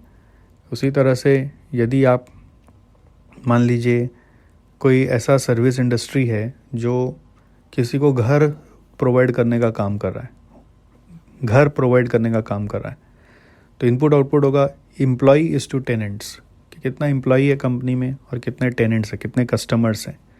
सो उसका रेशियो, ऐसा नहीं कि बहुत कम हो, ऐसा भी नहीं कि बहुत बड़ा रेशियो हो। आउटपुट का ध्यान रखते हुए, क्वालिटी का ध्यान रखते हुए हम लोगों को रेशियो का यूटिलाइजेशन सोचना चाहिए। थर्ड आ रहा है इफेक्टिवनेस, जो ओवरऑल ऑब्जेक्टिव या मिशन या vision of not for profit organisation पे काम कर रहा है। और ये इफ़ेक्टिवनेस की जब अपने बात करें तो आपको इसके लिए जो बेनिफिशियरीज़ है यानी कि कस्टमर्स हैं अल्टीमेटली, उनके पास जाके समझना पड़ेगा कि वो हमसे खुश हैं कि नहीं है, उनका जो उद्देश्य हम फुलफ़िल करने आए थे वो फुलफ़िल हो रहा है कि नहीं हो रहा है। उसके लिए उनका कोई रिव्यू लेना पड़ेगा, उनका सेटिस्फेक्शन रेशियो या रेट्स का कोई सर्वे चलवाना पड़ेगा, उससे पता चलेगा। या फिर मान लीजिए कि आप और कोई तरीका खोज सकते हैं कि नंबर ऑफ़ कंप्लेंट्स कितने आ रहे हैं आपके पास, नंबर ऑफ़ कंप्लेंट से भी आप पता लगा सकते हैं। अब उसके तरीका और भी है, जैसे स्कूल है तो आप बच्चों के पास रेट को देख सकते हो, उनसे तो क्या सर्वे करोगे, उनका क्या सेटिस्फेक्शन रेट पूछोगे, तो पास रेट देख सकते हो, ठीक है। एब्सेंटिज़म चेक कर सकते हो, अगर एब्सेंटिज़म बढ़ रहे हैं इसका मतलब इफ़ेक्टिवनेस नहीं हो रहा है। हॉस्पिटल है तो पेशेंट का रीएडमिशन रेट चेक कर सकते हो। सो ऐसे तरीके हैं जो आप यूज़ कर सकते हो to measure effectiveness. Alright, so एक बार मैं फिर से बोलूँ, इकोनॉमी मतलब least cost without compromising quality. Least cost check करने के लिए average cost per unit, budgeted cost, percentage of cost as per revenue, ये सब आप चेक करो। एफिशिएंसी मतलब प्रॉपर यूज़ ऑफ रिसोर्स हो रहा है कि नहीं, अननेसेसरी कहीं वेस्टफुली रिसोर्स तो यूज़ नहीं हो रहा ना। इनपुट आउटपुट रेशियो को चेक करो, employees to beneficiary, teacher is to student, doctor is to patient. और फिर आप अगर इफ़ेक्टिवनेस की बात कर रहे हो तो आपको pass rate, absenteeism rate, readmission rate, कम नंबर ऑफ़ कंप्लेंट्स, या फिर आपको कोई कस्टमर सेटिस्फेक्शन रेट, ऐसा ये सब चेक करना पड़ेगा। एंड में हम लोग को इफ़ेक्टिवनेस ही लाना है। सो क्वेश्चन एक ऐसा भी आ सकता है कि आप एज एन ऑडिटर इस किसी कंपनी के बन के गए हो, मतलब नॉट फॉर प्रॉफिट कंपनी के, आप चेक करो उसके वहाँ पे 3E आ रहा है कि नहीं आ रहा है। तो आप कैसे चेक करोगे, what are the ways that you will follow to see whether 3E's वहाँ पे आ रहा है कि नहीं। तो इसका आंसर जब लिखते हैं तो ऐसे बनता है कि पहले फर्स्ट E देखेंगे, फिर सेकेंड E देखेंगे, फिर थर्ड E देखेंगे, फिर ओवरऑल कंक्लूड करेंगे। 4 पार्ट में आंसर बन रहा है। पहले इकोनॉमी चेक करेंगे। अब इकोनॉमी चेक करने के लिए फाइनेंशियल एस्पेक्ट्स चेक करना है तो एक्सपेंसेस का लिस्ट ले लेना, फिर एक्सपेंसेस का बाइफर्केशन चेक करना, फिर approval of expense proper authority से हुआ है कि नहीं, जैसे आप नॉर्मल ऑडिट प्रोसेस में करते हो। फिर कंपैरिजन करना अपना एक्चुअल एक्सपेंसेस का बजटेड एक्सपेंसेस से। फिर ये भी चेक करना कि जो रिसोर्सेज प्रोक्योर किया गया था उसका रेट क्या पड़ा, और वो रेट के साथ साथ उसकी क्वालिटी सही थी कि नहीं थी, because economy without quality is no economy. और अगर आपको फील हुआ कि कम रेट पर यानी बजट से कम रेट पर हमने ख़रीदा, कम खर्चे पर हमने ख़रीदा, एज वेल एज़ क्वालिटी भी मेंटेन किया, तो हम लोग इकोनॉमिकल थे। मतलब आपका एक रिपोर्ट बनेगा कि whether the company was economical और not. So the company will be economical only when you felt that from your investigation process that the rates were lesser as well as the quality was maintained. Then आप second report बना रहे हो efficiency के लिए, जिसके लिए बहुत सारा अदर KPIs चाहिए होता है, जैसे इनपुट आउटपुट रेशियो मैंने आपको बोला वैसे, और आपको कई सारा टाइम रिकॉर्ड्स, लॉग रिकॉर्ड्स, बहुत सारा एक्टिविटी का अलग अलग तरह का, जैसे स्कूल में टीचर का अटेंडेंस रिकॉर्ड, स्कूल में मान लीजिए स्टूडेंट का अटेंडेंस रिकॉर्ड, स्कूल में टीचर का पेरोल, अदर स्टाफ्स का पेरोल, ये सब बहुत सारा अदर रिकॉर्ड्स देखना पड़ता है एफिशिएंसी के लिए. एफिशिएंसी फाइनेंस से नहीं दिखता. तो you have to check all the records of the costs that you are incurring. And in also उसमें क्या होता है कि जो एक्टिविटी हो रही है, कॉस्ट इनकर करके जो मान लीजिए रिसोर्स आपने लाए, रिसोर्स की जो एक्टिविटी हो रही है, वो एक्टिविटी की पूरी रिकॉर्ड्स आपको चेक करनी पड़ेंगी. फिर देखना होगा कि उसका कितना प्रोपोर्शन यूज़ होना चाहिए, फिर कितना प्रोपोर्शन यूज़ हुआ, एक्स्ट्रा यूज़ हुआ तो क्यों हुआ, उसका इन्वेस्टिगेशन. और फिर चेक करेंगे कि क्वालिटी सही आया कि नहीं आया. क्वालिटी कैसे चेक करेंगे, वो इफ़ेक्टिवनेस में जाके बात कर लेंगे. क्वालिटी यदि सही आया और रिसोर्सेज का क्वांटिटी कम यूज़ हुआ तो हम एफिशिएंट थे. क्वालिटी यदि सही आया और रिसोर्सेज का क्वांटिटी कम यूज़ हुआ तो हम एफिशिएंट थे. लास्ट है इफ़ेक्टिवनेस. इफ़ेक्टिवनेस कैसे कंक्लूड करोगे, पहले तो पता होना चाहिए कि हम लोग चाहते क्या थे. तो हमारा broad guidelines, objective, mission, vision पता होना चाहिए. सेकेंड नंबर, आप फिर उसके KPIs देखोगे, यानी कि फीडबैक्स, रेटिंग, कंप्लेंट्स, एब्सेंटिज्म, जो मैं अभी ऊपर में बताया. कुछ हुआ तो ज़रूरत पड़े तो अगर आप राउंड द ईयर अगर अटैच्ड हो तो सरप्राइज विजिट्स करोगे. और फिर कंक्लूड करोगे फ्रॉम दैट फीडबैक और satisfaction surveys that beneficiary was happy और नॉट. अगर रिजल्ट्स आए हैं तो फिर इफ़ेक्टिवनेस है. अच्छा, तीनों को अलग अलग कंक्लूड करना है पहले. एफिशिएंसी को अलग से, इकोनॉमी को अलग से और इफ़ेक्टिवनेस को अलग से. अब ओवरऑल कंक्लूजन होगा. ओवरऑल कंक्लूजन में ये देखेंगे कि हम लोग अपना 3 E's को अचीव किए हैं कि नहीं, इंटरलिंक करके सोचेंगे. उसके लिए सोचने का तरीका है whether objective has been first achieved और not. This is the first question that has to be checked. Objective यदि अचीव हो गया है तो सेकेंड क्वेश्चन है कि whether we are within our budget और नॉट. मतलब इकोनॉमी चेक करना है और इफ़ेक्टिवनेस चेक करना है. आपको एफिशिएंसी अलग से चेक नहीं करना, क्योंकि एफिशिएंसी अगर गड़बड़ है ना तो उसका असर क्या तो क्वालिटी पे पड़ गया होगा या तो कॉस्ट पे पड़ गया होगा. मतलब एफिशिएंसी जैसे ही हिलेगा वैसे इकोनॉमी और इफ़ेक्टिवनेस को अफेक्ट कर देगा.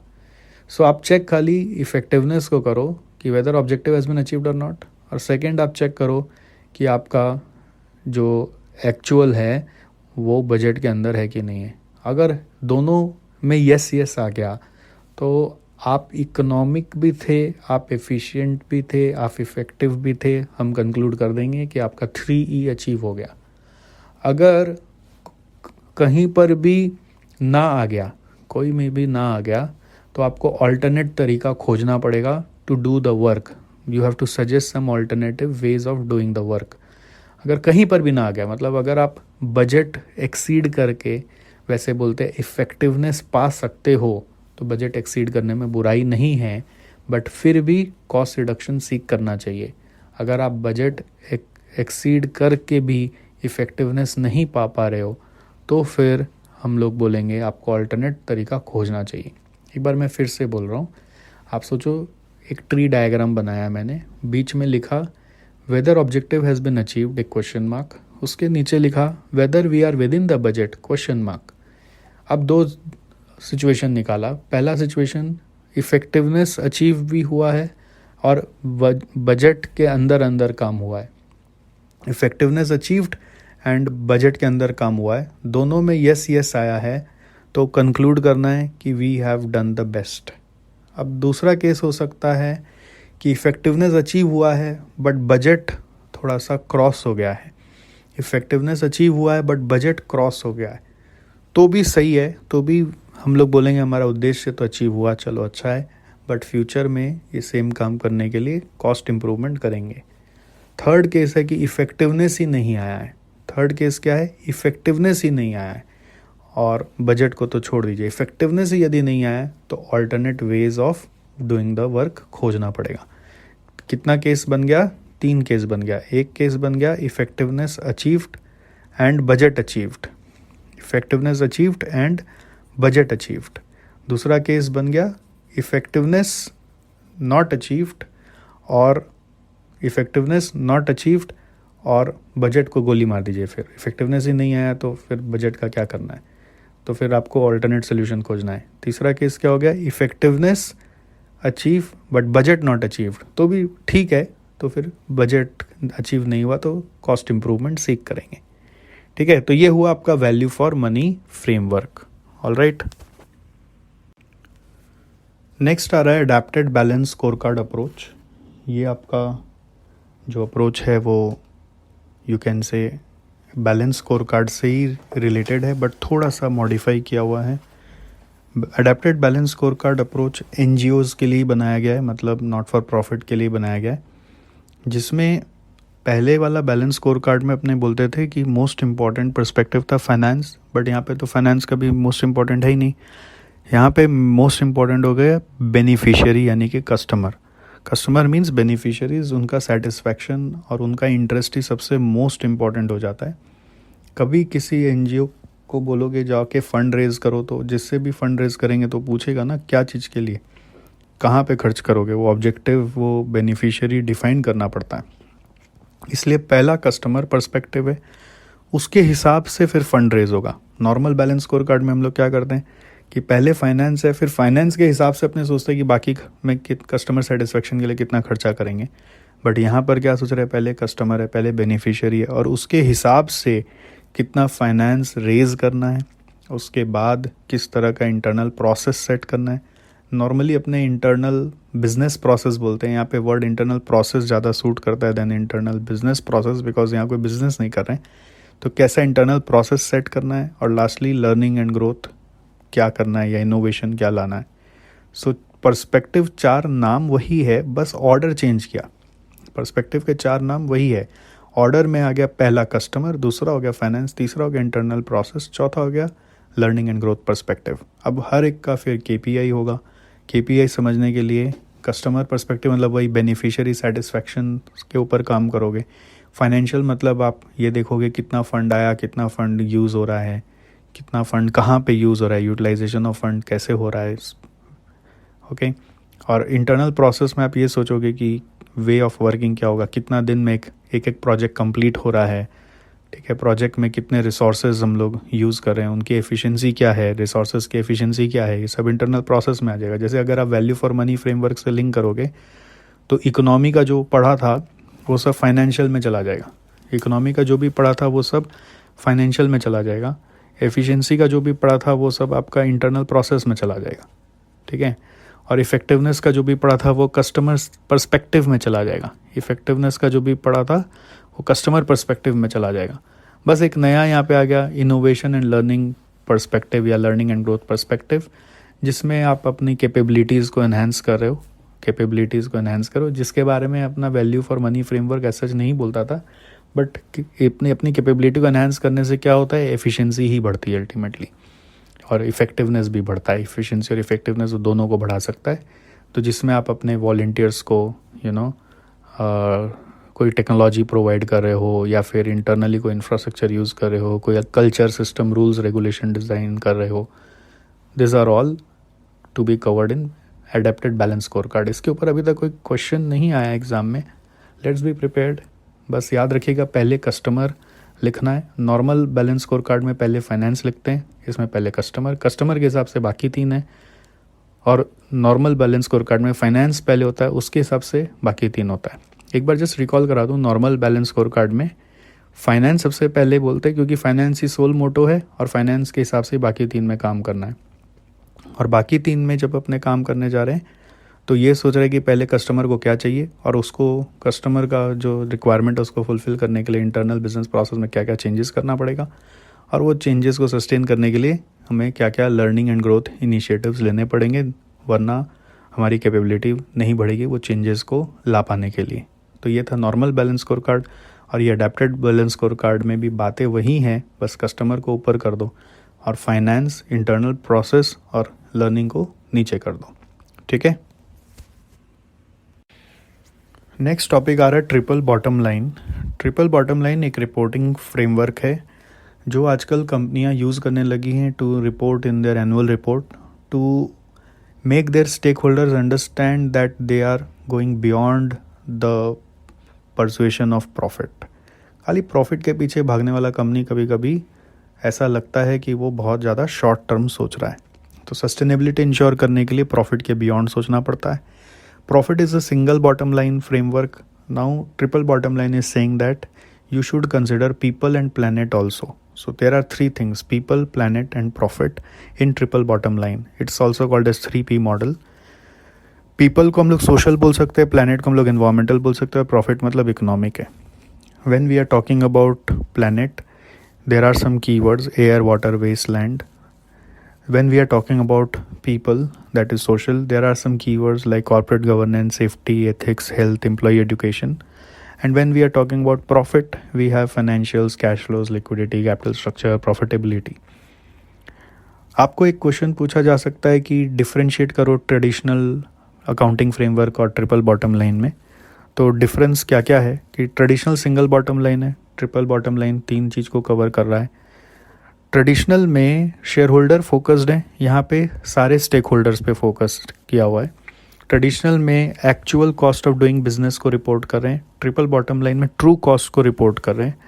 ट्रू कॉस्ट का मतलब होता है एक्चुअल कॉस्ट जो हम लोग इनकर कर रहे हैं प्लस जो कॉस्ट सोसाइटी इनकर कर रहा है plus cost borne by society. If you remember environmental management accounting, उसमें हम लोग पढ़ते हैं एक इंटरनल कॉस्ट और एक external cost. External cost society या गवर्नमेंट बियर करता है. तो इन्वायरमेंटल मैनेजमेंट अकाउंटिंग का उद्देश्य यही था कि आप एक्सटर्नल कॉस्ट को कितना ज़्यादा इंटरनल बना के मैनेज कर सकते हो. आप क्यों अपने कारण सोसाइटी पे कॉस्ट इम्पोज करोगे. सो ट्रिपल बॉटम लाइन सोसाइटी का कॉस्ट प्लस एक्चुअल कॉस्ट दोनों को रिपोर्ट करेगा. ट्रिपल बॉटम लाइन में हम लोग सस्टेनेबिलिटी पे ज़्यादा ध्यान दे रहे हैं, बट सिंगल बॉटम लाइन में ट्रेडिशनल में हम लोग सिर्फ फाइनेंशियल परफॉर्मेंस पे ज़्यादा ध्यान दे रहे हैं. फाइनेंशियल परफॉर्मेंस जब अपने रिपोर्ट करते हैं तो मटीरियलिटी के हिसाब से मॉनेटरी टर्म्स में ही रिपोर्टिंग करते हैं. लेकिन ट्रिपल बॉटम लाइन में ऐसा कोई कॉन्सेप्ट ऑफ मटीरियलिटी नहीं है. वहाँ पर हम लोग जो भी मन में है, जितना भी मन में है, जैसा भी बात रिपोर्ट कर सकते हैं. ट्रेडिशनल का पूरा फ्रेमवर्क एस्टैब्लिश्ड है, Ind AS, IFRS, but triple bottom line का फ्रेमवर्क अभी भी on the verge of establishment पर है. वैसे एक ग्लोबल लेवल पे एक रिपोर्टिंग इनिशिएटिव ऑलरेडी स्टार्ट हो चुका है, ग्लोबल रिपोर्टिंग इनिशिएटिव बोलकर, GRI फ्रेमवर्क, जो प्लैनेट और सोशल के बारे में भी रिपोर्ट करने के लिए बोल रहा है, गाइडलाइंस बन रहा है. इंडिया में भी सेबी ने एक कॉन्सेप्ट निकाला है, BRR, बिजनेस रिस्पॉन्सिबिलिटी रिपोर्ट बोलकर, जो बड़ी कंपनियों को, जैसे कि जो निफ्टी में लिस्टेड हैं कंपनीज, निफ्टी की जो टॉप कंपनीज होती है, उनको वो लोग कंपल्शन बोल रहा है कि आपको BRR के बारे में भी बताना पड़ेगा. तो ट्रिपल बॉटम लाइन का कॉन्सेप्ट आपको मैंने बताया, ट्रेडिशनल से थोड़ा सा डिफरेंशिएट करके भी बताया. आपको जो क्वेश्चन आ सकता है, अभी तक जो एग्ज़ाम है उसमें कुछ बताए हुए होते हैं छोटे छोटे सिचुएशंस. बोला जाता है कि बस क्लासीफाई करो कि ये पीपल में, कि प्लैनेट में, कि प्रॉफिट में. जैसे उसमें रीज़न भी कभी कभी लिखने बोलता है, कभी कभी बिना रीज़न वाला बोलता है. तो रीज़न जब लिखने बोलता है तो बहुत बार ऐसा हो सकता है कि एक मेज़र जो कंपनी ने लिया वो आपके हिसाब से इकोनॉमिक में जा रहा है, यानी कि प्रॉफिट में जा रहा है, और किसी और आपके दोस्त के हिसाब से उसको वो प्लैनेट भी लग रहा है. जैसे for example printing cost saving का बात हो रहा है, तो प्रिंटिंग कॉस्ट सेविंग का बात होता है तो पेपर सेव हो रहा है. पेपर सेव हो रहा है मतलब प्लैनेट का बात भी हो सकता है, और कॉस्ट सेविंग हो रहा है तो वो प्रॉफिट का बात भी हो सकता है. तो अकॉर्डिंग टू रीज़न उसको क्लासीफाई डिफरेंट जगह पे किया जा सकता है. अब जैसे कंपनी इंटरनल कोई स्ट्रैटेजी बना रहा है कि हम लोग अपना ग्रोथ कैसे लाएंगे. अब इंटरनल स्ट्रैटेजी को ट्रिपल बॉटम लाइन में रिपोर्ट करना है क्या, ये आपका चॉइस है कि आप इसको मे बी फाइनेंस में रिपोर्ट कर सकते हो, बिकॉज ट्रिपल बॉटम लाइन का कोई फ्रेमवर्क नहीं है ना. तो आप इसको रिपोर्ट कर भी सकते हो, आपका चॉइस है. आपके कॉम्पिटिटर्स को सब पता चल जाएगा आप कैसे ग्रोथ लाने का सोच रहे हो. आप एनुअल रिपोर्ट में उसकी घोषणा कर सकते हो या नहीं भी कर सकते हो, मतलब ऐसा कोई कंपल्शन नहीं है. इसलिए अगर कभी ऐसा लिखने आ जाए कि एक कंपनी है जो ग्रोथ का प्लानिंग कर रहा है कि कैसे सेल्स बढ़ाया जाए, उसको ट्रिपल बॉटम लाइन फ्रेमवर्क में कहाँ डालें, तो आप बोल सकते हो इसको कहीं मत डालें क्योंकि आपका इंटरनल मैटर है, आप क्यों इसको रिपोर्ट करने जा रहे हैं. या फिर आप ये बोल सकते हैं कि ये ग्रोथ की बात कर रहा है तो प्रॉफिट में जाकर, इकोनॉमी में जाकर आप रिपोर्ट कर सकते हैं.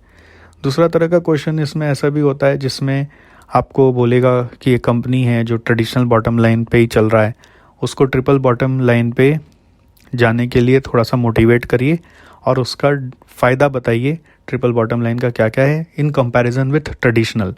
तो जो भी अभी मैंने ट्रेडिशनल और ट्रिपल का डिफरेंस आपको बताया, वो डिफरेंस आप पॉइंट वाइज एक एक पैरा करके एक्सप्लेन करते हुए चलोगे.